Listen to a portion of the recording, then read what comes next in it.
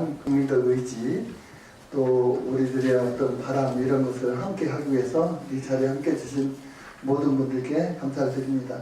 오늘 심포지엄이 4.27 판문점 선언 발표를 뜻깊게 기념하는 자리이기도 하고 평화 통일 의지를 모으는 그런 귀한 시간이 될 것이라고 생각합니다. 판문점 선언 1주년을 기념해서 우리 대전광역시 남북교류협력 사업의 과제와 방안이라는 주제로 이런 심포지엄을 개최해 주신 점에 대해서 진심으로 감사드리고 많은 다양한 토론을 통해서 좀 좋은 안을 내주시면 대전시정에 적극 관여해서 저희들이 통일의 한 걸음 내딛는데 열심히 좀 노력하도록 하겠습니다. 안녕하십니까. 카이스트 연구부총장 박현욱입니다. 북한의 현실에 대한 이해를 바탕으로 남북한 과학기술 분야의 교육과 인력 교류 협력을 통해서 남북 사이에 화해와 협력이 촉진될 수 있기를 희망합니다. 그런데 이렇게 선뜻 해주신 것은 큰 결심을 해주셔서 감사드리고요. 하여튼 우리 대전 지역에서 이런 노력하는 걸 국회 가서도 홍보하고 대변하고 발제와 토론 개최에 모으신 거 저한테도 주시면 아주 제도적으로 정책적으로 반영토록 하겠습니다. 반갑습니다. 양구직입니다. 지금 한반도는 역사적 전환기를 맞이하고 있습니다. 한반도의 평화와 번영의 상대자도 북한이고 저성장의 한국 경제의 활력을 찾을 곳도 북한입니다. 풍부한 지하자본과 노동력, 유리한 지정학적 위치 등 남북한이 서로 유리한 조건들을 찾는다면 한반도가 분열이 아닌 통합의 발산지로 거듭날 수 있을 것입니다. 저는 출연연이 같이 이렇게 통일과학기술연구협의회를 운영합니다. 출연연에 북한연구 또는 남북협력을 추진하는 사람들이 모여서 같이 남북협력을 준비하고요. 남북협력 그리고 대전 과학기술협력이 잘 되려면 어떻게 해야 될까라고 고민하다가 제가 여러 군데 요로에다가 김정은 위원장이 왔을 적에 대전을 방문했으면 좋겠다. 연구단체. 어떠세요? 작년부터는 과학교육을 굉장히 강조를 하고 있습니다. 우리가 첨단을 지향하는 반면에 북한은 실용을 강조하기 때문에 서로 보완적으로 통합된다면 좋은 효과가 있을 걸로 기대할 수 있을 것 같습니다. 제재 국민이 워낙 세기 때문에 할 수 있는 것들은 굉장히 제한돼 있고 공동연구나 이런 것들은 사실은 제한 이상의 꿈꾸는 것은 어렵습니다만은 공동조사를 한다거나 인적 정보 교류하는 거 충분히 가능합니다. 학술 행사 가능하고요. 교육 도서도 일부 가능할 겁니다.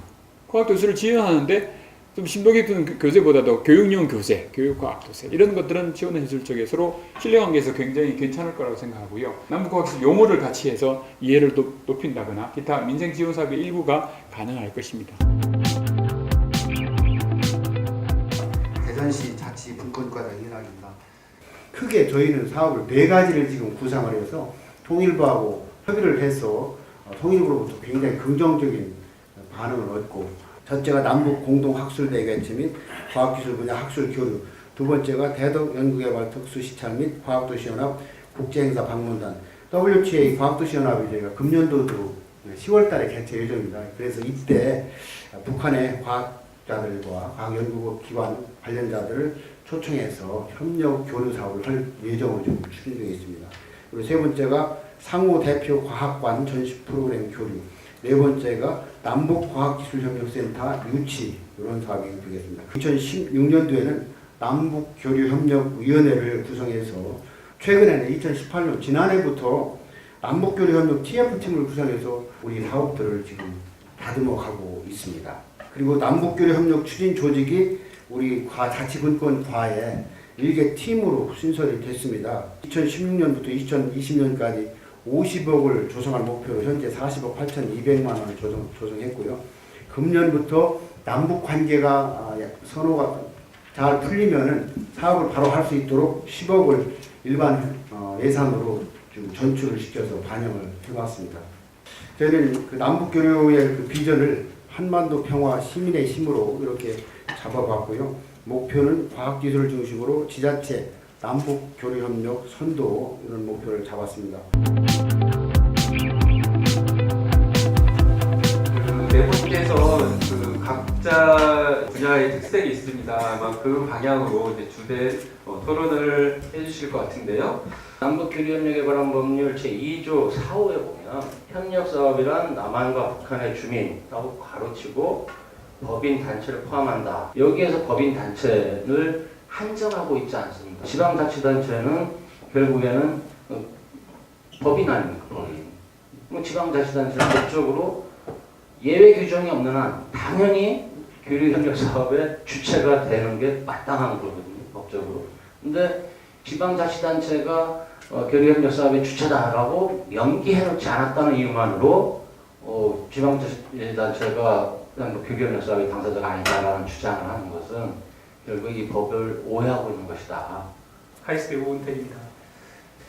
10월 달에 예정되어 있는 그 세계과학도시 행사에 예를 들어서 거기에는 항복지로 당연히 그 심포지엄 같은 걸 할 수가 있게 돼 있고 그 심포지엄에 저는 그 우리가 대상으로 하고 있는 김책공대, 평양과학기대, 또 평성이과대학 총장들을 우리 대전에 초청할 수 있다고 생각합니다. 김정은 위원장 오면 사실 제일 좋겠지만 보도록 만들기 위해서 우선 그분들을 좀 모시고 남북한의 학생 인력 교류부터 어떻게 좀 할 건가.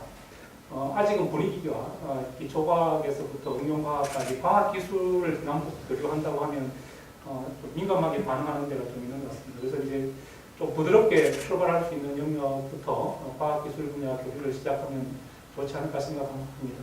문화기술이라는 분야가 굉장히 좋은 출발점이 될 수 있을 거로 생각을 합니다. 상당 기간 동안 이제 배덕연구단지에 대해서 연구를 했고, 그리고 이제 과학기술 정책이라는 입장에서 아마 좀 새로운 어떤 시각을 좀 드릴 수 있을 거라고 이제 기대하고 저를 이제 불러주신 것 같습니다. 대전이 이제 그 남북 과기협력의 어떤 중심적인 도시가 된다고 할 때, 그게 이제 물론 국가를 위해서 이제 당연히 좋은 성과고, 그게 또 이제 대전의 광역 그 자치단체 입장에서는 대전의 성과가 돼야 되기도 하는 것이거든요. 좀 세 가지 측면 정도 이제 과학단지로 우리가 좀 접근하자.